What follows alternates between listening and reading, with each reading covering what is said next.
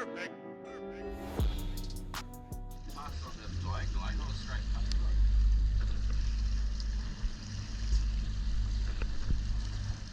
You excited, Paul? Yeah. That's good. Are you filming? Yeah. Welcome back to part 2 of our New Caledonia trip. Although the competition was mainly going to be based on the interior of the reef, where we spent most of our time, we did get the odd opportunity when the weather was amazing to get on the exterior reef and dive on the drop-off. Of course, coming from New Zealand, this is one of my favourite things to do, as it's so different to what we have at home. Lovely blue water with beautiful coral and lots of different species. I could swim this all day. The boat's just explaining to us they're going to drop us off. I have my little Wettie float boat and they're going to head down along the drop off, maybe a kilometre or so.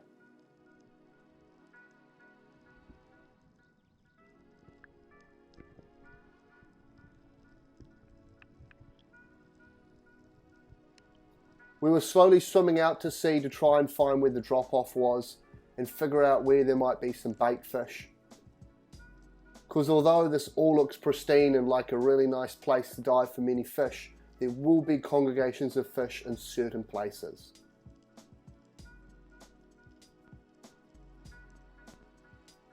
You can swim huge stretches of the exterior reef and not see that many fish.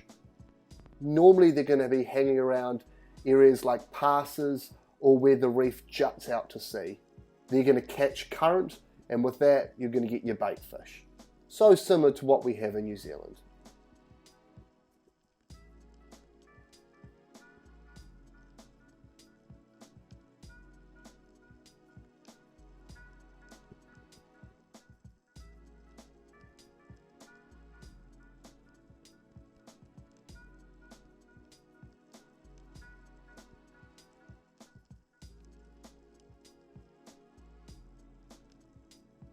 I kept looking up out of the water and I noticed that we were getting closer to the pass and the bottom seemed to sort of change from a very flat, sort of boring landscape to having slight rises and gutways. So I made a dive, and on the bottom I did notice there were some nice jobfish hanging out wide, as well as some of these surgeonfish, which are a really good sign. We were clearly getting towards a really nice spot.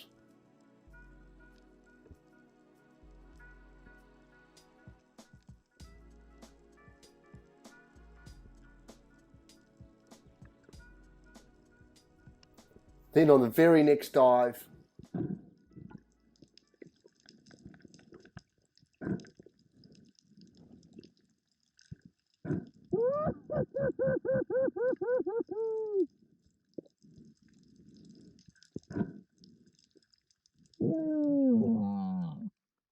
Oh my God! I didn't even see that coming on you. Woo! That is a big Spanish, man. Can you knife it just in case? Holy fuck!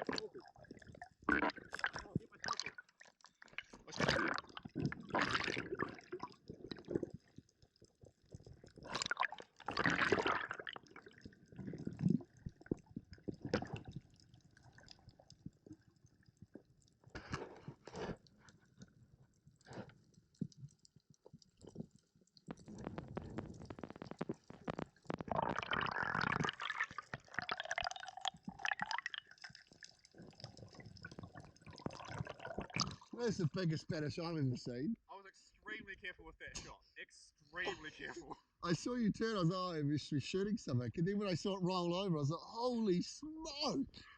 It looked like the size of you. Fuck! That is an awful question. Wow. and here's a great example of what not to do, especially on things like Spanish mackerel, wahoo, dogtooth, things that have very sharp teeth. My thumb is getting dangerously close to that mouth of that Spanish mackerel.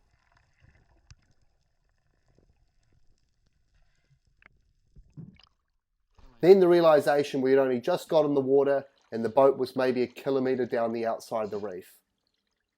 Our Wettie small float boat was not going to fit this very big Spanish mackerel into it. Even though Paul felt a little bit bad that we were going to have to swim this fish back to the boat, I was absolutely stoked for him. This was such an incredible fish. Hold, I'll reload it.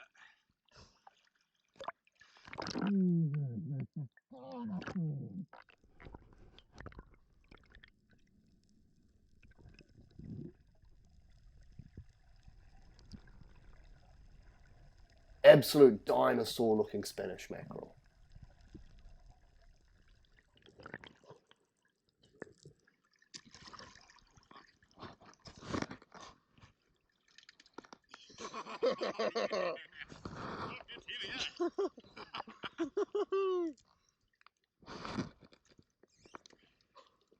It's big, man.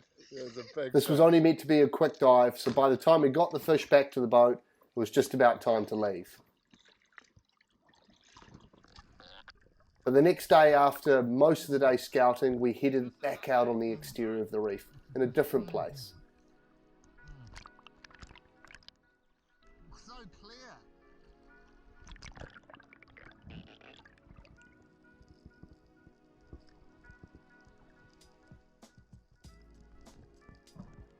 We were absolutely buzzing on this diving, as it's so different to what we have in New Zealand.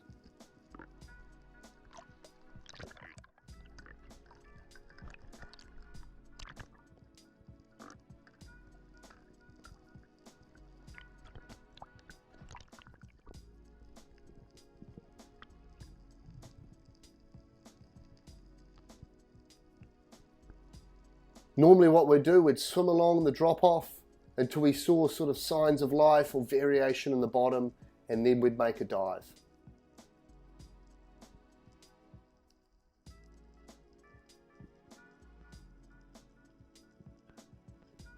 As you can see, there's sort of a large bommy right on the corner of the reef here that a lot of the reef fish are living around. This becomes a good reference point for all sorts of species.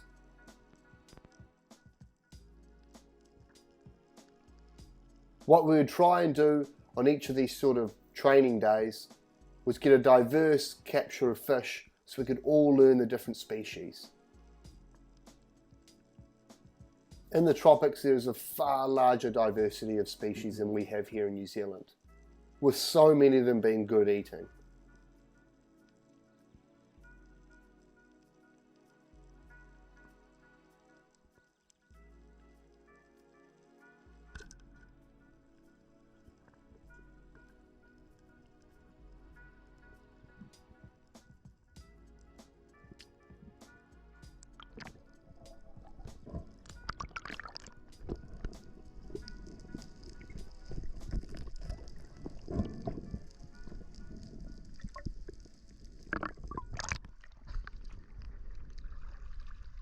Bestie, the racing surgeon. Oh, spots. Yeah, the long elongated one. There's pico de large down there.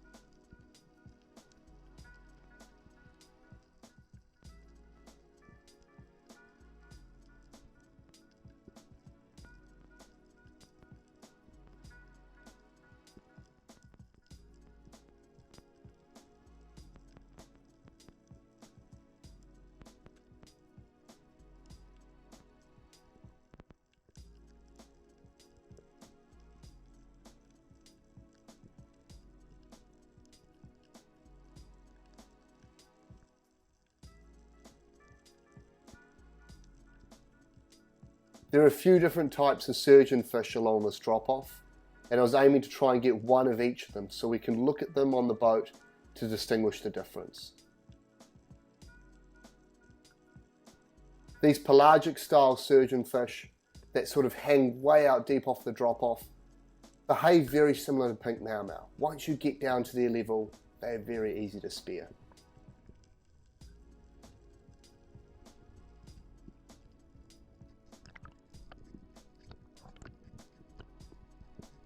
Notice how I'm being cautious here, trying to grab the face of the surgeon, as all surgeonfish will have small blades on their tail, which don't look so damaging, but when they flick their tail, they're very, very sharp.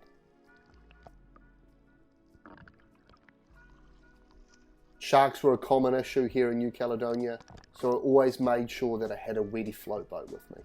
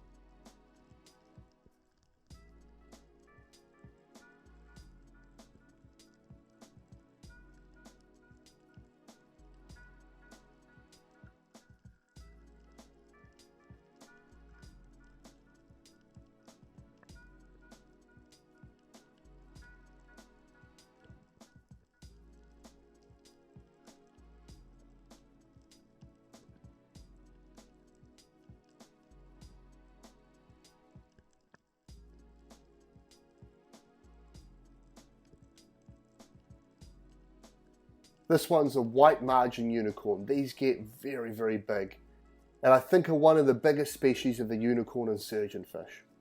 I've shot these up around sort of 5, nearly 6 kilos. They get massive.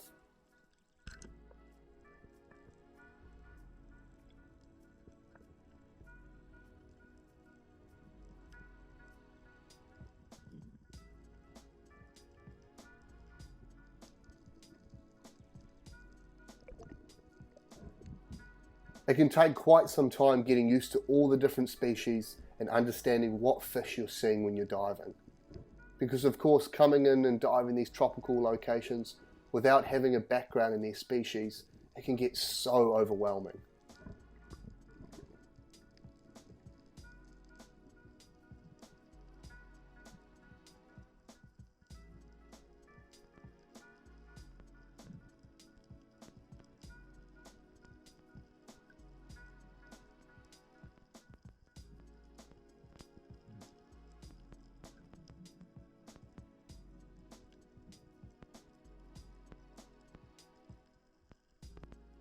And here's the 4th species of surgeonfish I shot in the same spot.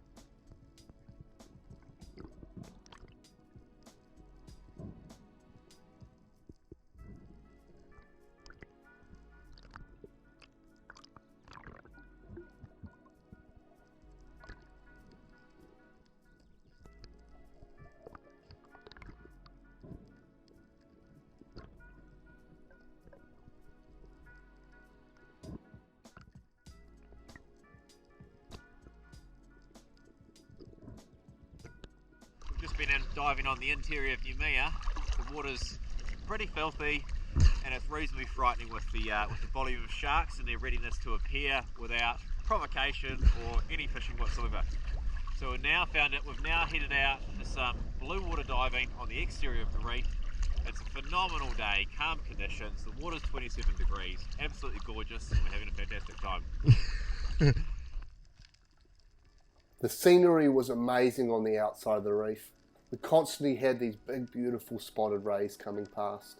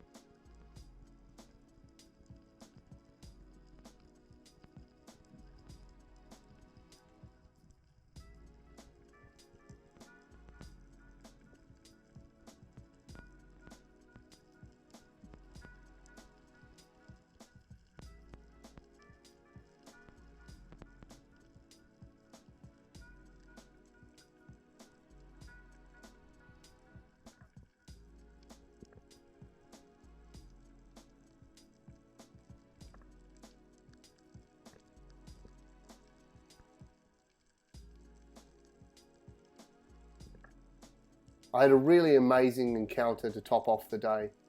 A big school of these spotted ray came up and over the drop off, and I don't think they could see me.